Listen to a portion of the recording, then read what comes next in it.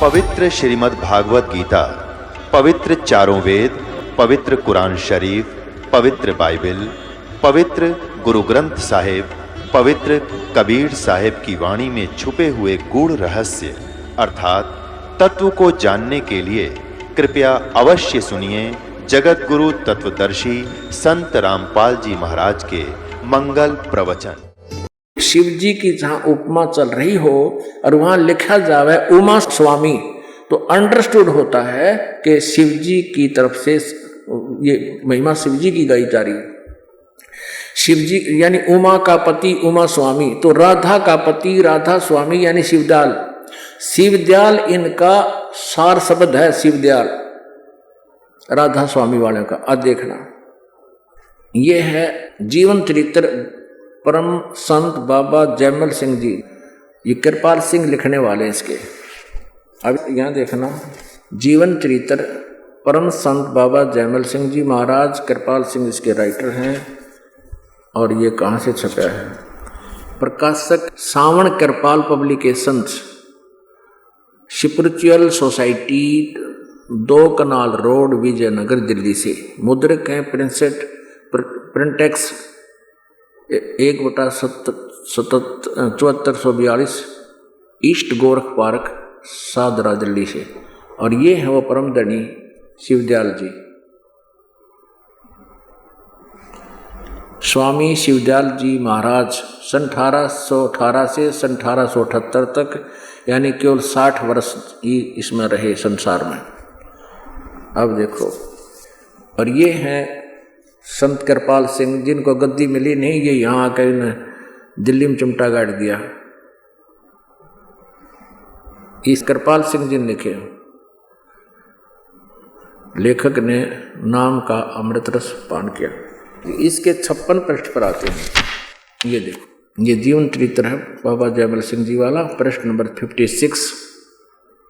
यहाँ देखिए, स्वामी जी महाराज की धर्मपत्नी शिवदयाल जी का, शिवदयाल जी का जिक्र चला। स्वामी जी महाराज की धर्मपत्नी श्रीमती नारायणी देवी जी, जिन्हें बाद में लोगों ने प्यार और श्रद्धा से राधा जी के नाम से सम्मानित किया। या शिवदयाल की पत्नी थी। अपनात्मा ऐसे नकली और असली को आप देखेंगे तभी आपका हृदय हटेगा। अब इनकी सृष्टि रचना दिखाता हूँ, राधा स्वामी वालों की सृष्टि रचना देखिए। ये सृष्टि रचना दिखाते हैं उसी पुस्तक में। ये 103 पृष्ठ यहाँ पर है, ये 102 पृष्ठ पर है, समझो यहाँ से। और तीसरा भाग है इसमें, सृष्टि रचना लिखी है। वह प्रभु अपने निज स्वरूप में निराकार, निर्गुण और अनाम था। उसका न कोई आकार था, न गुण, न कोई नाम था। वो वर्णन से परे की चीज थी। नेति नेति कहकर ही उसका संकेत दिया जा सकता था। अर्थात वह प्रकाश भी नहीं, अंधेरा भी नहीं। और हमारा सिर देखो इनकी बकवाद, कहते वो प्रकाश भी नहीं, अंधेरा भी नहीं, और के रह गया प्रकाश ना अंधेरा, टट्टू रह गया। फिर बता, ये मूर्ख बना रहे, रिपते पढ़ते आ रहे हैं, 150 साल हो गए अड़ंगे ने। अर्थात वह प्रकाश भी नहीं, अंधेरा भी नहीं, वह ध्वनि भी नहीं, और वह मौन भी नहीं इत्यादि। वह परम सत्य, अगम, अगोचर, अनंत और वर्णनातीत है। और यही शीर्ष हकीकत, यानी सबकी सृजनहार, सबकी जीवन आधार हकीकत, यानी वो परमात्मा थी जिसने सारी रचना की। जब वह अनामी प्रभु अभिव्यक्त में आया, जब वो साकार हो गया, यहाँ देखा ना, वो परमात्मा निराकार, वह प्रभु अपने निज स्वरूप में निराकार, निर्गुण और अनाम था। और फिर वो साकार हो गया। क्यों कर गया? जब वह अनामी प्रभु अभिव्यक्ति में आया, यानी साकार हुआ, तो क्या बन गया? तो अलख, अगम और सतनाम हो गया। अलख लोक है, एक अगम लोक है ऊपर, और एक ये सतलोक को सतनाम कहें। वो परमात्मा पहले निराकार था, फिर साकार हो गया, तो ये 3 मंडल बन गया। ये 3 निर्मल चेतन मंडल बने। इस पृथ्वी ने कोई चेतन कह सकता है? ये तीनों डले पत्थर हैं, तीनों ये पृथ्वी बनी, तीन अलग अलग स्थान बन गए। कहते हो भगवान फिर इस रूप में आकार में बन गया, अगमलोक बन गया, अलखलोक बन गया और सतनाम। इन नैना मेरा सतनाम के है हुआ बाई बक सतखंड कहो, शतलोक अगमलोक फिर अलखलोक, सतलोक अलखलोक अगमलोक फिर अनामी लोक, चौथा लोक है वो। तो ये क्या कह रहा है कि जो परमात्मा प्रभु साकार में आया, अभिव्यक्ति माने साकार हुआ, तो वह अलख अगम सतनाम, यह तीन निर्मल चेतन मंडल बने। अब चेतन शब्द कैसे लिख दिया? ये कोई बोलते ना चलते ना, ये तो पत्थर है, मिट्टी है, तो ये तीन निर्मल चेतन बन गए। ये भगवान का साकार रूप हो गया, अलखलोक अगमलोक और सतनाम। ये सतलोक को कितना सतनाम कहें, कितना श्री राम कहें, कितना ये सार शब्द भी सत शब्द, ये नैना भी तुम बोल के रहे हो। ये मंडल बन गए, जैसे पृथ्वी मंडल ऐसे लोक बन गए। ध्वनि और ज्योति स्वरूप हो गया, आवाज होगी और ज्योति स्वरूप हो गया। ये भगवान को साकार रूप बता रहे हैं। ऊपर के चेतन मंडल यानी उनमें प्रकाश ही प्रकाश है, यह सब वो निर्मल चेतन धारा और नीचे आई और माया अर्थात काल की धारा रची। जैसे जैसे चेतन की धारा और नीचे आती चली गई, चेतन अंश कम होता गया और माया दर्जे दर्जे बढ़ती चली गई। सत देश से नीचे असंख्य देश रचे गए। वो सारी रचना तीन मंडलों में बांटी जा सकती है, ब्रह्मांड अंड और पिंड।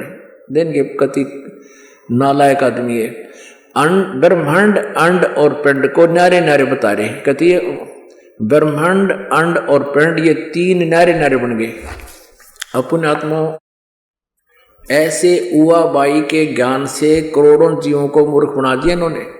तो इससे सिद्ध है कि हमारा विवेक बना ही नहीं भगवान की तरफ। हम आंख मीचकर और श्रद्धालु बनकर इन चतुर और मूर्ख चतुर तो न्यों क्योंकि ये सत्य ज्ञान को इनके पास था नहीं, दुनिया को मूर्ख बना गई, चातुर थे और थे ये बिल्कुल अज्ञानी तत्व ज्ञानहीन और करोड़ों जीवों को भ्रमित कर दिया क्योंकि हमें ज्ञान नहीं था। वो हमें ज्ञान देने के लिए परमात्मा आए, ये विस्तृत ज्ञान समझाया ताकि ये श्रद्धालु इस ज्ञान से परिचित हों, फिर इन अज्ञानियों से हटकर काल के दूतों से अपना जीवन सफल कराएं।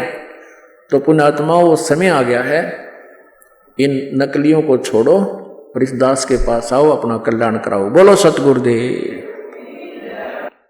परम पिता परमात्मा पूर्ण ब्रह्म सत्य पुरुष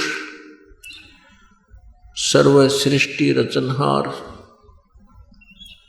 हम सभी प्राणियों के एकमात्र परमात्मा परम पिता ये कबीर देव जी हैं, कबीर साहब हैं,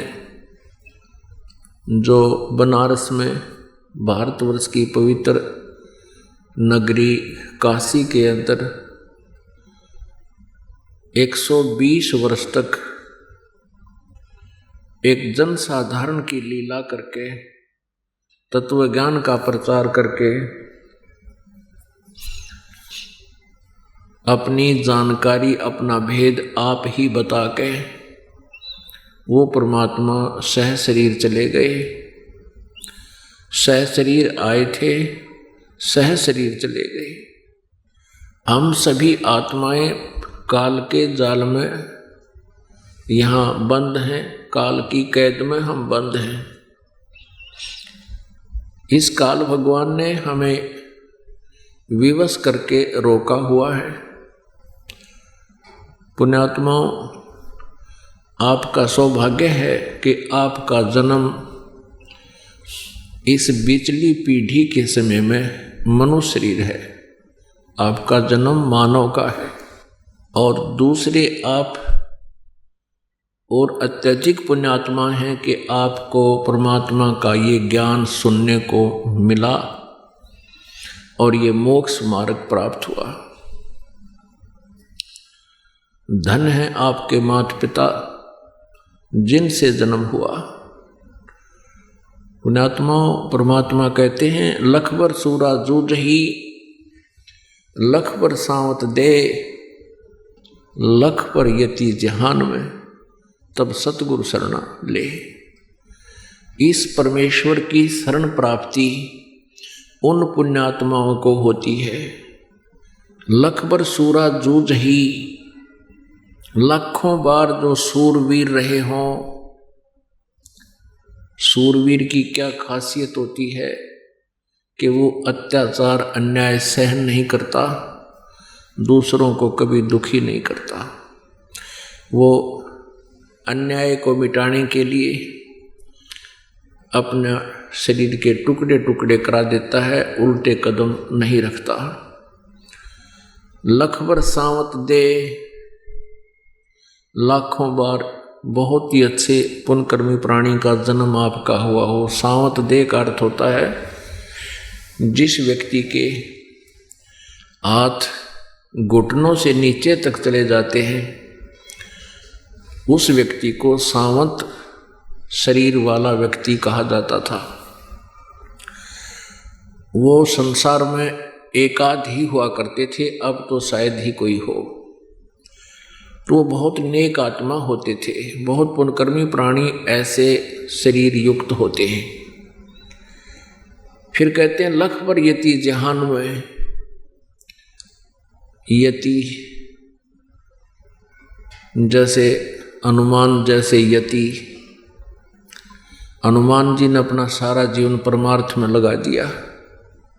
कहते ऐसे ऐसे आपके लाखों जीवन कभी रहे हों अब तक। कहने का भाव ये है पुण्यात्माओं के आप जी को जो ये मार्ग मिला है और भविष्य में जिनको ये प्राप्त होगा, उनके पुण्य कर्मों का, पिछले शुभ संस्कारों का कोई अप्रोक्सीमेशन नहीं कर सकते, कोई अंदाजा नहीं लगाया जा सकता आप इतने पुण्यकर्मी हो। जैसे चाहे कोई सेठ है, भले ही कोई गरीब है, चाहे कोई राजपद को प्राप्त है, चाहे कोई रिक्शा चला रहा है, जिनको ये मार्ग मिल गया, ये शरण मिल गई, ये नाम मिल गया, वो दोनों पिछले जन्म के भक्ति कर्म उनके एक जैसे हैं। जैसे कोई पैसे वाला है या कोई राजपद को प्राप्त है, वो अलग संस्कार होते हैं। जैसे किसी ने पुण्य ज़्यादा किया किसी समय में, किसी जन्म में, तो उस पुण्य के बदले में, धर्म के बदले में उसको आज धन प्राप्त है। कभी किसी जन्म में किसी ने तप कर रखा है, उसको आज राज्य पद प्राप्त है। क्योंकि हम असंख्य जन्मों से भटक रहे हैं। जब हम कभी इस पिछली पीढ़ी में जन्म लेते हैं किसी कलयुग में, ये समय कलयुग में ही आता है, तो उस समय हम जो साधनाएं करते हैं, नाम का जाप करते हैं, वो संस्कार हमारे अलग बन जाते हैं और हम पार नहीं हो पाए, तभी तो अब तक भटक रहे हैं, हम रह जाते हैं। उसके बाद फिर हमारे ना जाने कितने जन्म होते हैं। सतयुग, त्रेता, द्वापर, अरब कलयुग में आ गया, तो तब से लेकर आज तक परमात्मा से हम फिर विमुख रहे, फिर भी छूट गए पिछले कलयुग से, तो अब तक भटक रहे। तो उस दौरान हम मनुष्य जीवन प्राप्त करके, किसी ने तप किया, किसी ने अच्छा दान कर दिया, लेकिन पिछले पुण्य के कारण मनुष्य जीवन आपको प्राप्त होता रहा। तो फिर क्या होगा कि आज जो धनी लोग हैं वो पिछले जन्मों में पुण्य अच्छे कर गए किसी जन्म में, लेकिन भक्ति के संस्कार आपके एक जैसे हैं और परमात्मा भक्ति के संस्कार ही देखता है। कबीर परमेश्वर जी कहते हैं, कबीरा सब जग निर्धना, धनवंता ना को, धनवंता सो जानिए जिस पर राम नाम धन हो। तो राम नाम की जो पूंजी आप जी के पास, चाहे वो राज्य पद प्राप्त है, चाहे पूरा बहुत बड़ा धनी है, या एक जनसाधारण या रिक्शा चालक है, मजदूर है, आपका भक्ति धन दोनों का बराबर है। पुण्य और तप की वो अलग से आपको उपलब्धियां वो भिन्न है, उनका कोई लेखा नहीं भगवान के दरबार।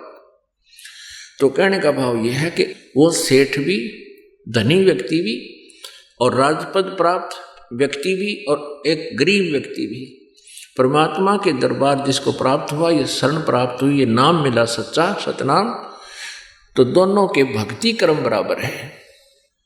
पुण्यात्माओं, इस काल भगवान ने बहुत जुल्म कर रखा है हमारे साथ, हमें बहुत अंधेरे में रखा हुआ है।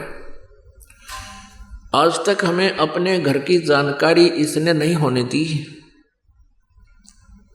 परमेश्वर स्वयं आए और उन्होंने हमें ये ज्ञान दिया, हम कौन हैं, कहाँ के रहने वाले हैं और हम यहाँ किस लिए रह रहे हैं, क्यों जन्म और मर रहे हैं। आज हमारे पास पिछले संस्कार से पुत्र हैं, पुत्री है, संतान है, संपत्ति है, और एक सेकंड में ना जाने संतान की मृत्यु हो जाए, ना जाने अपना ही नंबर आ जाए, और फिर ये है क्या जिसके ऊपर हम अंधे कर रखे हैं, ये तेरा बेटा है, ये तेरी बेटी है, ये तेरा कार है, ये तेरी कोठी है, और एक सेकंड में मृत्यु हो जाती है। तो ये हमारे साथ धोखा नहीं तो क्या था। लेकिन आप जी इस ज्ञान को समझ कर ही इस जाल को समझ सकते हो, फिर भी ये समझने के बाद भी आपके ऊपर इतना प्रेशर है हमारे ऊपर इस काल भगवान का कि इसने हमें इतना बुरी तरह जकड़ रखा है कि जीव के बस का नहीं। ये ज्ञान होने पर भी हम कुछ इससे बच सके, उसके लिए हमने परमात्मा की शरण की आवश्यकता है। शरण ऐसा समझो जैसे आप समुद्र से पार करने के लिए किसी जहाज की शरण में आगे समुद्री जहाज में बैठ गए, तो आप जी को इस संसार सागर से पार होने के लिए इस परमेश्वर के नाम की अर्थात इसके शरण की आवश्यकता है, और आपको वो शरण, वो जहाज अब मिल गया है। अब परमात्मा कहते हैं जो बुद्धिमान व्यक्ति हो जाएंगे, इस ज्ञान से परिचित हो जाएंगे, फिर वो इस जहाज से उतरेंगे नहीं। परमात्मा कहते हैं एक फार्मूला है परमात्मा पाने का और काल के जाल से बचा रहने का। कबीर परमेश्वर जी स्वयं आकर बताते हैं कि ये फार्मूले याद कर लो। द्वार धनी के पड़ा रहे, धक्के धनी के खावे, 100 काल झकझोल ही पर द्वार छोड़ ना जावे। ये तरीके हैं इस काल के जाल से बचने के कि जब आप शरण में आगे कबीर परमेश्वर की, और कहते हैं फिर द्वार धनी के पड़ा रहे और धक्के धनी के खावे। आता जाता रहे भगवान के लिए, सत्संग सुनने के लिए, और चाहे कितनी ही आपको काल दबाव देने, प्रेशर देने की चेष्टा करे, 100 काल झकझोल ही, झकझोल नहीं माने परेशान करने की चेष्टा करे, लेकिन द्वार छोड़ नहीं जावे। अपना आत्मा आज तक हमारे को किसी ने ये भी नहीं बताया भगवान कैसा है। किसी भी संत पंथ जो परमात्मा से अपरिचित थे, ऋषि महर्षि मंडलेश्वर, उन सभी ने यही बताया है कि परमात्मा निराकार है। जबकि हमारे सदग्रंथ, जिनको हम प्रमाणित सदग्रंथ मानते आए हैं, वे और साथ में उन महापुरुष, वो महापुरुष जिनको परमात्मा का साक्षात्कार हुआ,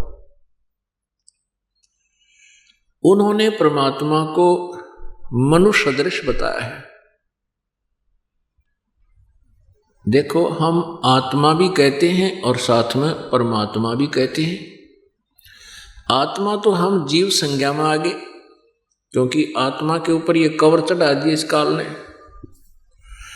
और परम आत्मा वो श्रेष्ठ आत्मा, जैसे एक महात्मा कहते, महान आत्मा।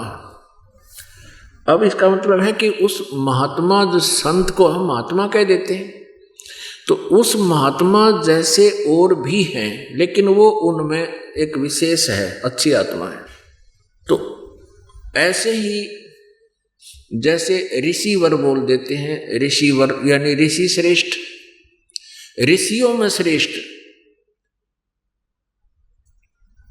तो इससे सिद्ध है कि ऋषि और भी हैं उसी के शकल के, उसी के आकार के, लेकिन उनमें एक श्रेष्ठ है। ऐसे ही परमात्मा और आत्मा, जब हम अपने आप को आत्मा कहते हैं और हमारा शरीर कैसा है, तो परमात्मा भी हमारे ही जैसा है। और परमेश्वर परिचित पुण्यात्माओं ने कहा कि हमरे ही उनिहार है, हमरा सृजनहार है। अब जैसे नारायण बोलते हैं, नर नारायण, तो नर और नारायण कहते हैं और विष्णु जी को हम भगवान कहते थे। और फिर कोई पूछता था कि परमात्मा कैसा है, कहते थे निराकार है। पुण्यात्माओं, परमात्मा कैसा है, कौन है, उसका वास्तविक नाम क्या है, ये हमारे सद्ग्रंथ बिल्कुल क्लियर करते हैं।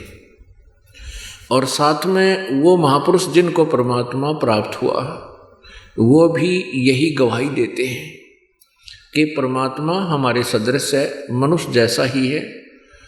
और परमेश्वर कबीर देव जी ने अपनी अमृत वाणी में स्पष्ट किया है, अपनी ही जानकारी देते हुए कहा है, कर नैनो दीदार महल में प्यारा है।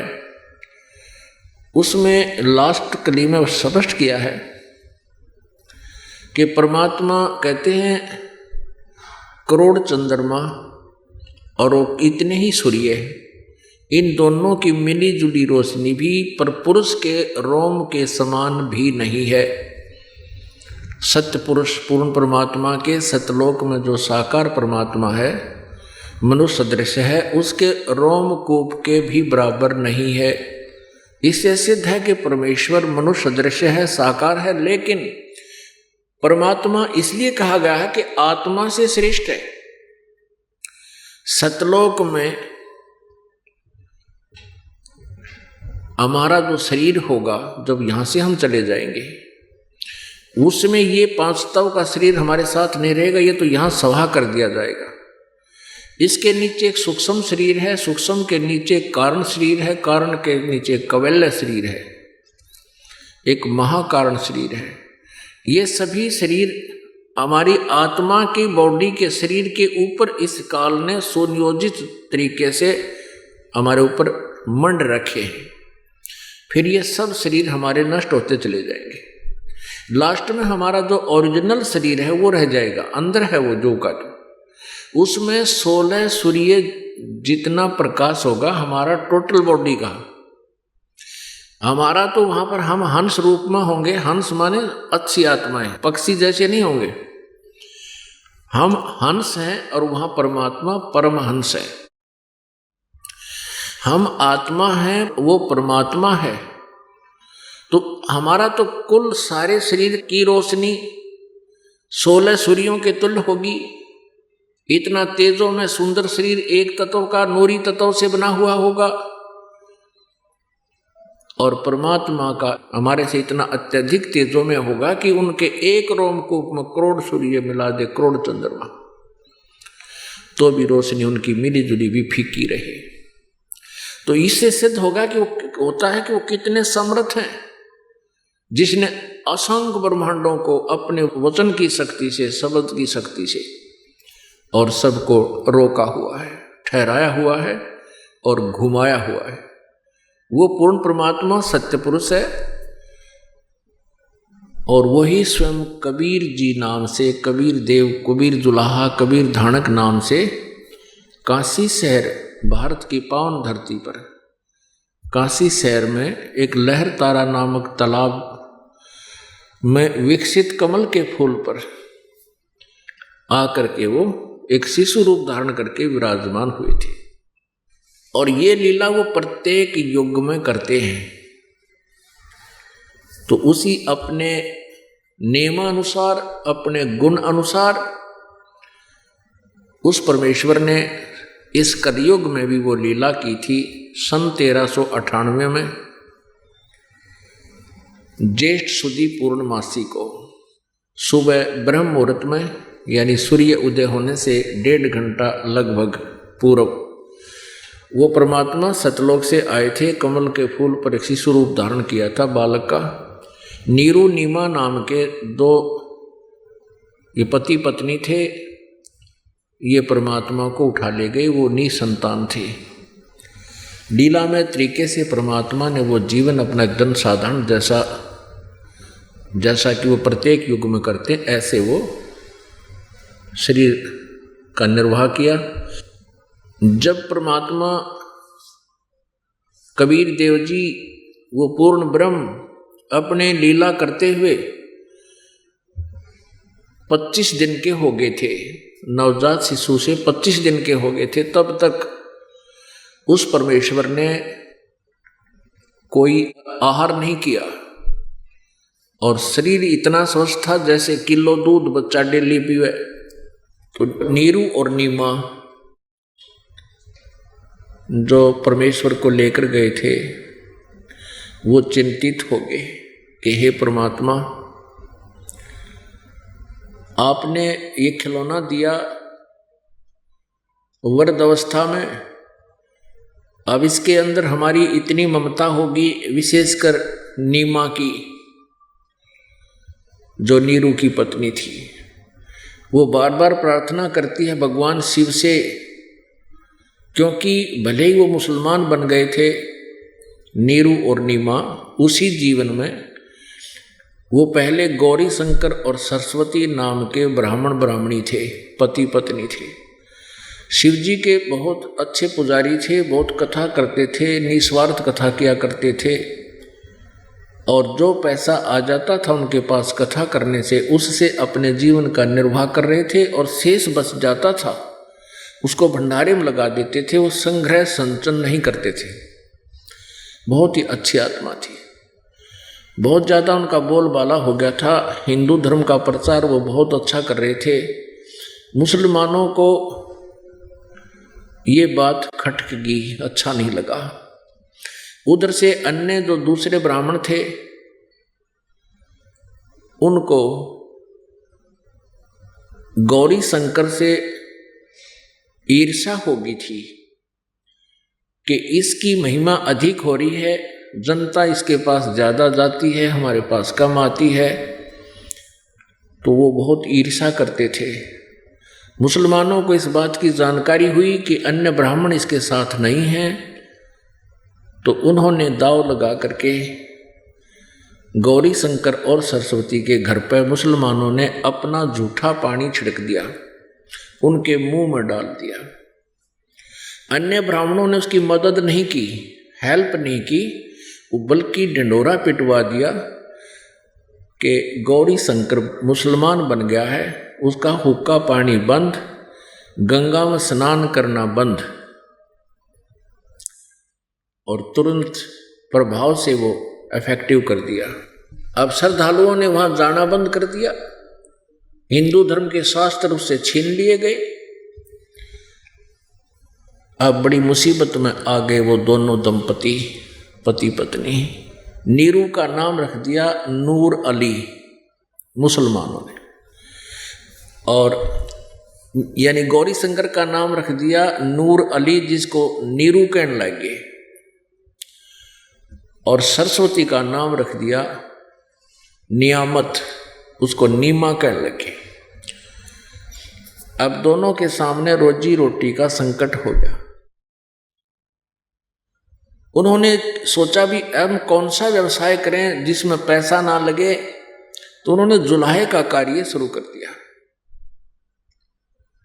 जुलाहे का कार्य में कुछ नहीं, एक 3-4 लठ गाड़ने होते हैं खुट्टे से, बस और कुछ नहीं खर्चा होता।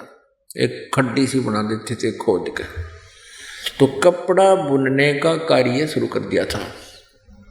वो कार्य करते करते उनको 20-30 वर्ष हो गए थे। तब परमात्मा कबीर देव जी उनको लहर तारा नामक तालाब के अंदर कमल के फूल पर प्राप्त हुए थे। भले ही वो मुसलमान बन गए थे, फिर भी भगवान शिव की कसक उनके हृदय से नहीं गई थी। अंदर से वो भगवान शिव से अपने दुख का जो है ना निवारण चाहते रहते थे।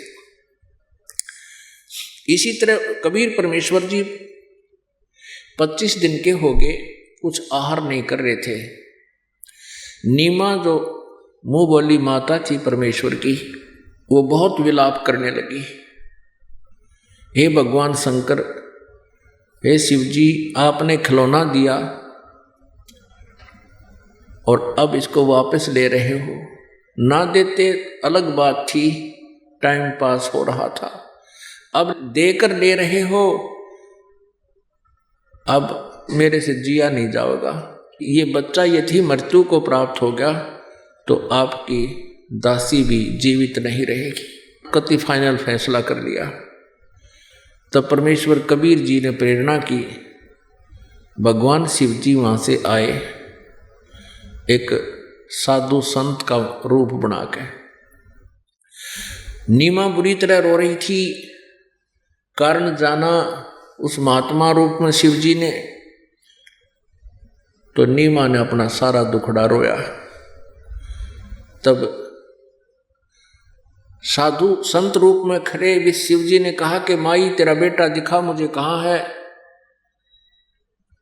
नीमा ने बताया था कि ऐसे ऐसे भगवान शिव जी से मुझे खिलौना प्राप्त हुआ था, अब वो मरेगा क्योंकि दूध नहीं पी रहा है, और वो मरेगा साथ में मरूंगी बाबा जी, जीवों को नहीं। तब भगवान शिव ने कहा था माई तेरा बेटा दिखा, कहाँ है। अब नीमा लाई उठा के परमात्मा को पालने से, और उठा करके शिव जी रूपी साधु वेशभूषा में खड़े थे, उनके चरणों में डालना चाहा, ऐसे उनके चरणों में रखना चाहा। तो कबीर जी माई के हाथों से उठकर और शिव जी के शीश के पैरेलल हवा में खड़े हो गए, ऐसे अपने आप बगैर किसी सपोर्ट के। नवजात शिशु 25 दिन के बालक। अब माई ने सोचा कि इस बाबा जी में इतनी करामात है, इतनी चमत्कार है, चमत्कारी है यूं कि मेरे बच्चे को आकाश में रोक दिया। तब शिव जी ने ऐसे किया, हाथ में लेने के लिए परमात्मा शिव जी की गोदी में आ गए। तब 7 बार चर्चा की शिव जी और पूर्ण परमात्मा ने। अब शिव जी ये नहीं समझ सके कि ये परम अक्षर ब्रह्म आए हुए हैं, इतना अवश्य जान गए कि ये परम सिद्ध पुरुष है, कोई सिद्धि युक्त हंस है। तो परमेश्वर ने कहा कबीर जी ने कि इनसे कहो एक कंवारी गाय लावे, कंवारी गाय लावे और उसके कमर पर आप थपकी लगा देना, आशीर्वाद दे देना उसको, वह दूध दिया करेगी। ऐसा ही हुआ। साधु वेश में खड़े शिव जी ने कहा कि तेरा पति कहाँ है माई। उसने आवाज लगाई अपने पति से, नीरू आ गया और कहा कि कुंवारी गाय लाओ और एक सवच मटका कुमार से लाना, कोरा मटका गड़ा। ऐसा ही कर दिया गया। शिव जी भगवान ने साधु वेश में खड़े ने उसके थपकी लगाई और कुंवारी गाय के सतन लंबे लंबे हो गए और नीचे वो स्वच्छ पात्र रख दिया। छोटा सा पात्र था मिट्टी का, बरोला, छोटा मटका समझो, जिसमें 5-6 किलो दूध आ जाए। वो नीचे रख दिया, ऊपर से थपकी मार दी, तुरंत दूध सर्वित होने लग गया। अपने आप जब वो पात्र भर गया, अपने आप रुक गया। कबीर परमेश्वर ने वो उसमें से दूध पिया। अब ये सारी करामात नीमा ने सोची इस साधु से हैं, और ऐसा कहकर शिवजी वहां से अंतर ध्यान हो गए, दिखे को नहीं। परमात्मा कबीर जी चाहते थे कि ये मुझे पहचान ना ले, कहीं ये घबरा ना जा, इसलिए परमेश्वर ने लीला करवाई और सोचा कि उस महात्मा की कृपा से मेरा बच्चा दूध पी रहा है और उसी की कृपा से इस गाय ने दूध दे दिया। करे करावे साइया मन में लहर उठा, दादू सदर जीव कह वो आप बगल हो जाए। ये समर्थ हैं, इनको अपनी महिमा करवाने की आवश्यकता नहीं। इसलिए परमेश्वर ने वो लीला की। और पुण्यात्माओं, आज से 600 वर्ष पहले परमात्मा के कबीर जी के इतिहास में लिखा हुआ है कि वो परमात्मा कबीर जी जब ऐसे बालक अवस्था में थे तो उस समय कुंवारी गाय से उनकी परवरिश हुई थी। पुण्यात्माओं, मोक्ष कोई बड़ी बात नहीं है, मोक्ष सबसे आसान कार्य है, लेकिन ये पहचान होनी कि परमात्मा कौन है, कैसा है, और उसके पाने की वे ऑफ वर्शिप कौन सी है। जिस समय हमारे हृदय में ये फाइनल हो जाएगा कि परमात्मा कबीर जी हैं, वही कबीर परमेश्वर जो बनारस में, काशी में जुलाहा रूप में, धारणक रूप में आए थे, और उन्होंने जो अपने पाने की विधि, सतलोक जाने की जो वे ऑफ वर्शिप बताई है, वो हमारे सदग्रंथों में भी विद्यमान है। जब से हम यहाँ आए हैं और एक ही ज्ञान है, एक ही नाम है, तो जब हम ये पूर्ण रूप से संतुष्ट हो जाएंगे, निरसंशय हो जाएंगे कि जो साधना हम कर रहे हैं ये फाइनल है और भगवान भी फाइनल है, फिर मोक्ष अपने आप होगा। हमारी आस्था हर तरह से हट जाएगी और हम अनन्य मन से इस एक परमात्मा में सत भक्ति करके अपना मन समर्पित कर देंगे। और फिर साधना तो बहुत आसान है, नाम का सिमरण करना है, काम करते करते, चलते फिरते, उठते बैठते, इस नाम की कमाई आप जी ने करनी है, बस इतनी सी बात है। परमात्मा कहते राम नाम रटते रहो जब तक घट में प्राण, कभू तो दीन दयाल के बनक पड़ेगी कान। तो अब आपको दिखाते हैं कि आज से 600 वर्ष पहले परमेश्वर कबीर जी ने कैसी लीला की थी, और फिर आप जी को वेदों में दिखाएंगे कि परमात्मा ऐसी लीला करता है, तो भगवान को पहचानना कति आसान हो जाएगा। ये देखिएगा, कबीर सागर, खेमराज श्री कृष्ण दास प्रकाशन, बंबई। ये है कबीर सागर, संपूर्ण 11 भाग। ये वही खेमराज श्री कृष्ण दास प्रकाशन, बंबई।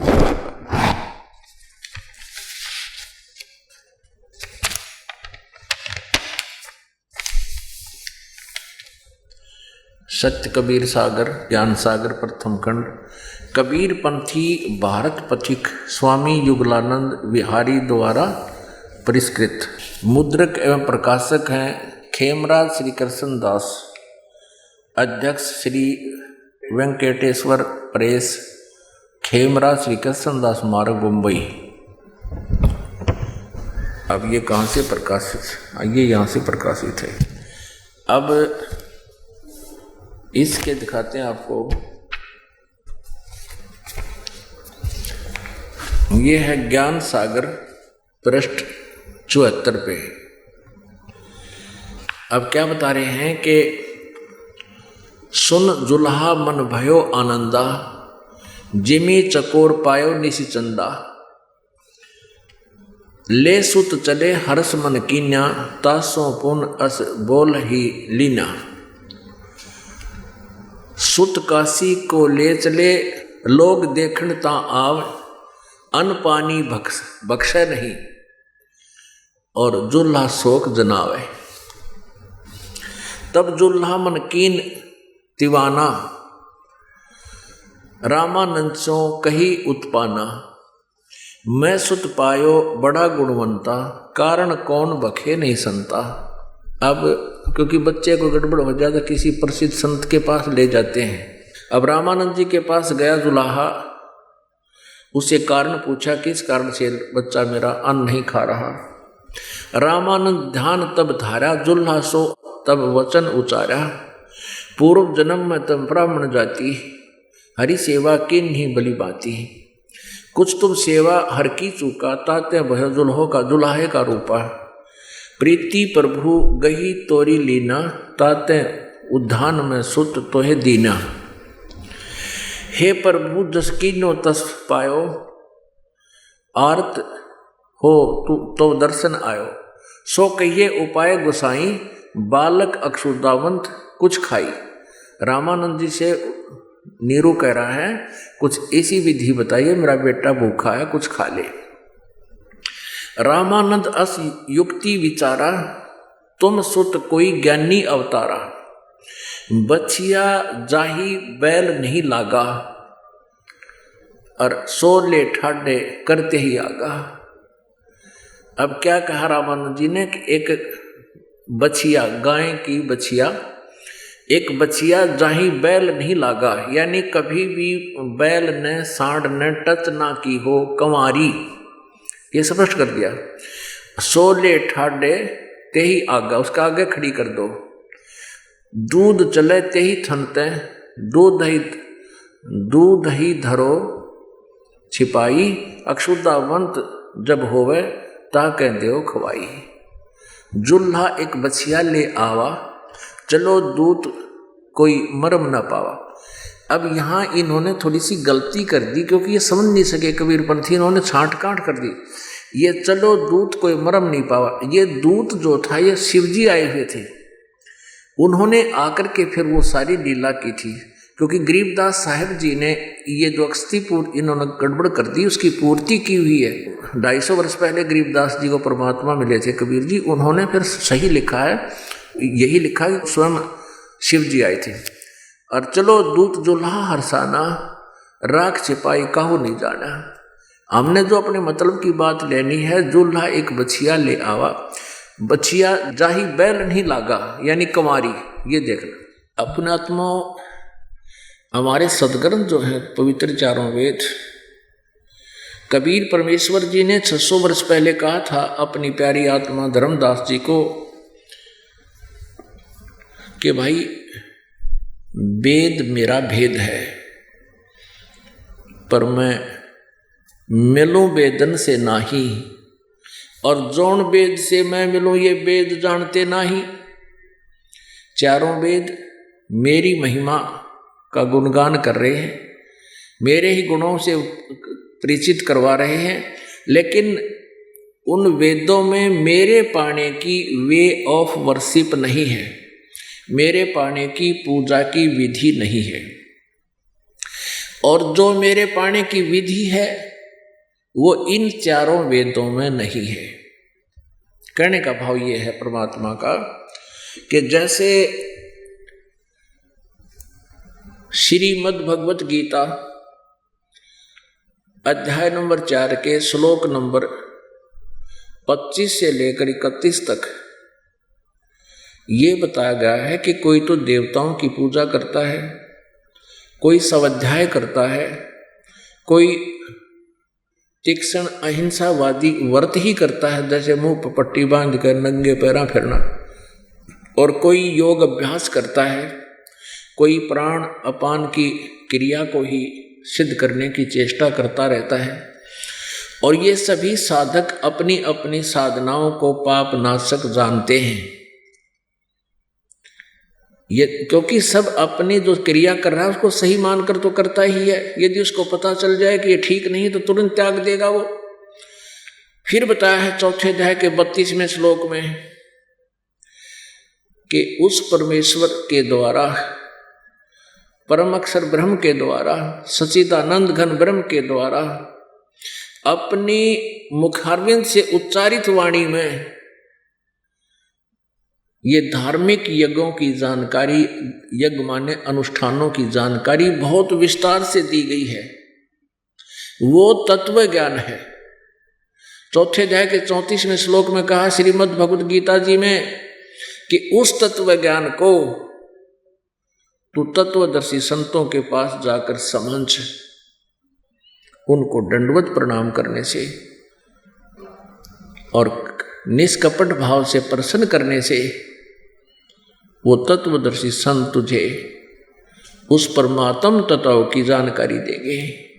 यानी गीता ज्ञानदाता यहाँ पर हाथ खड़े कर गया कि उस पूर्ण ज्ञान से मैं परिचित नहीं हूं, परमात्म तत्व की जानकारी मुझे नहीं है, उसको तत्वदर्शी संत बताएंगे।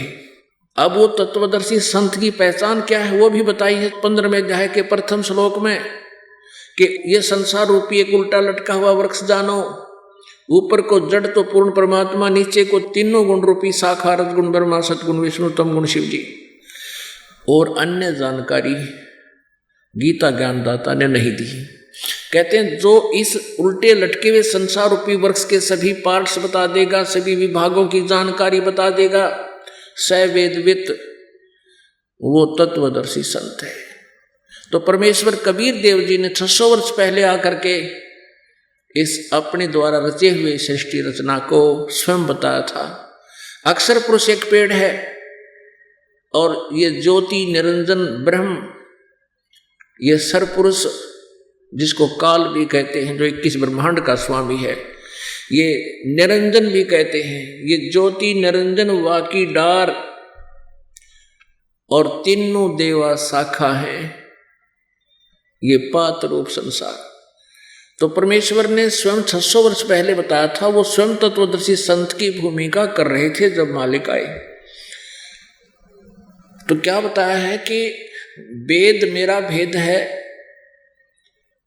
मैं मिलो वेदन से नाही, और जौन वेद से मैं मिलूं वो वेद जानते नहीं।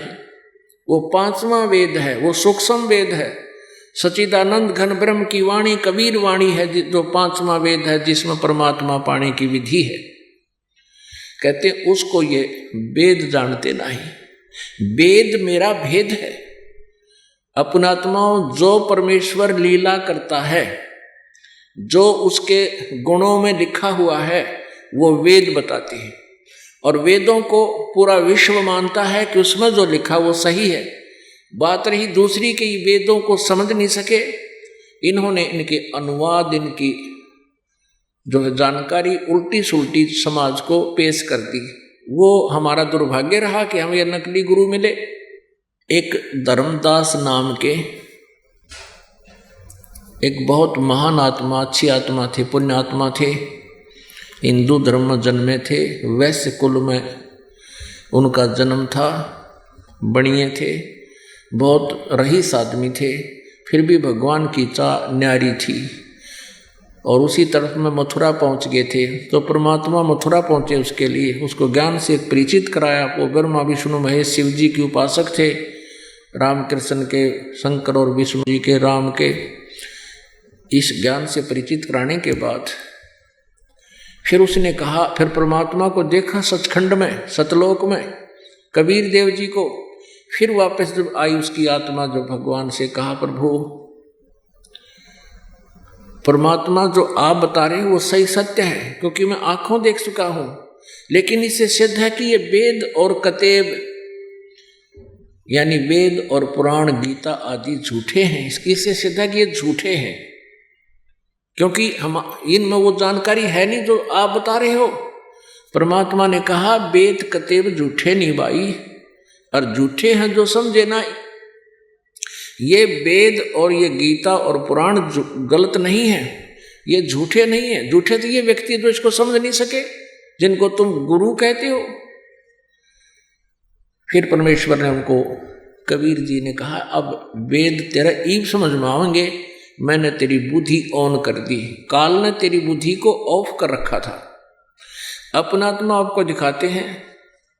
ऋग्वेद मंडल नंबर 9, सूक्त नंबर 1 और मंत्र नंबर 9 में यही लिखा है कि वो परमात्मा जब शिशु रूप धारण करके आता है, उसकी परवरिश की लीला कुंवारी गायों से होती है। फिर भगवान कौन है?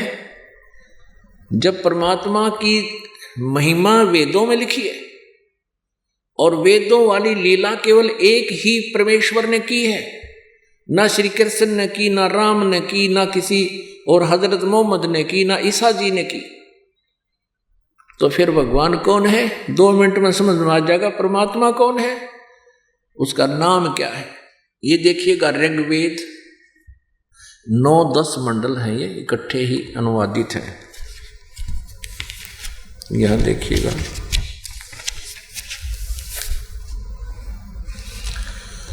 प्रकाशक हैं सार्वदेशिक आर्य प्रतिनिधि सभा, महर्षि दानव भवन, रामलीला मैदान, नई दिल्ली। मुद्रक है Prince offset printers, 1510 Pataudi house, Daryaganj, नई दिल्ली। अब इसके देखिए, यह है ऋग्वेद मंडल नंबर 9,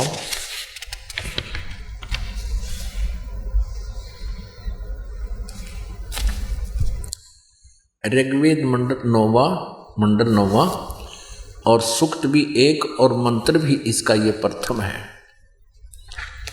ये प्रथम सूक्त और प्रथम मंत्र, ये प्रथम से सूक्त से प्रथम मंत्र। अब यहाँ से देखिएगा, इसमें है हे सोम स्वभाव परमात्मन, यहाँ देखते चलिएगा, क्योंकि इन्होंने जहाँ इनकी समझ में नहीं आया वहाँ अनर्थ कर दिए, इसलिए हमने यहाँ से शुरू करना पड़ा।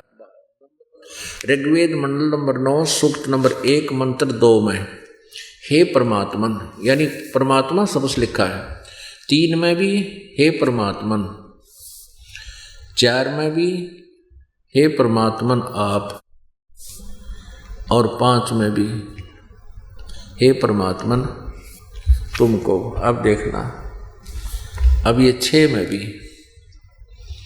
हे परमात्मन। अब यहां से विचलित हो गई है, यहां लिख दिया उस पुरुष को, या परमात्मा लिखना बंद कर दिया, लिखना था उस परमेश्वर को। आगे देखना 8 में उस पुरुष को, पुरुष को चाहे परमात्मा को, उस परमेश्वर को। यहां देखना उग्र गतियां प्रेरणा करती हैं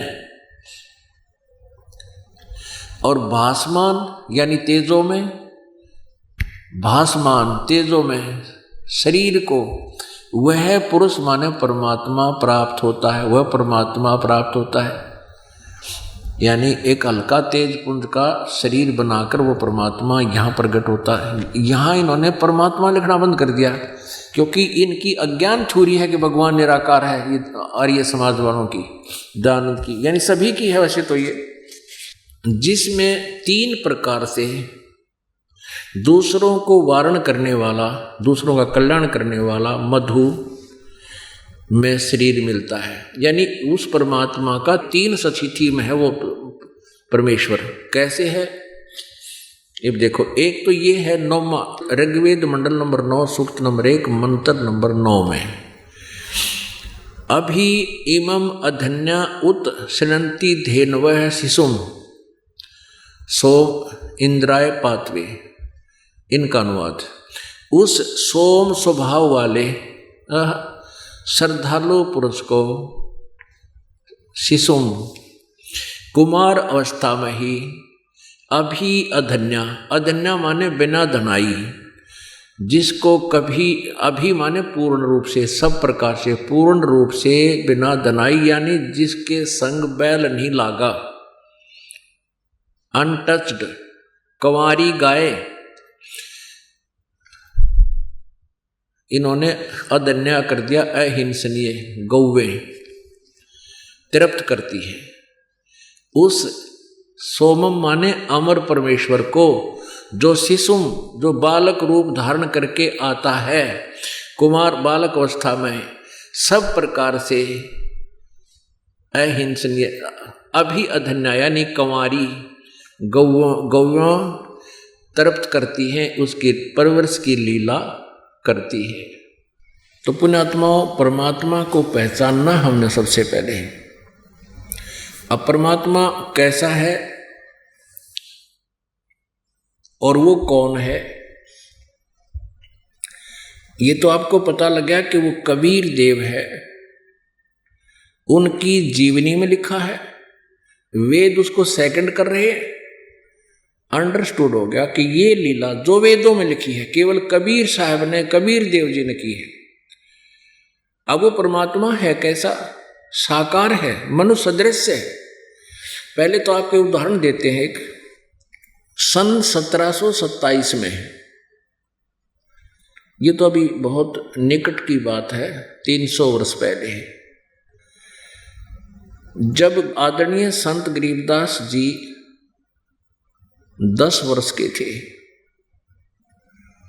और अपने ही खेतों में गौवें चरा रहे थे, आदरणीय गरीबदास साहिब जी गांव छुडानी, जिला झज्जर, हरियाणा के अंदर इनका जन्म हुआ।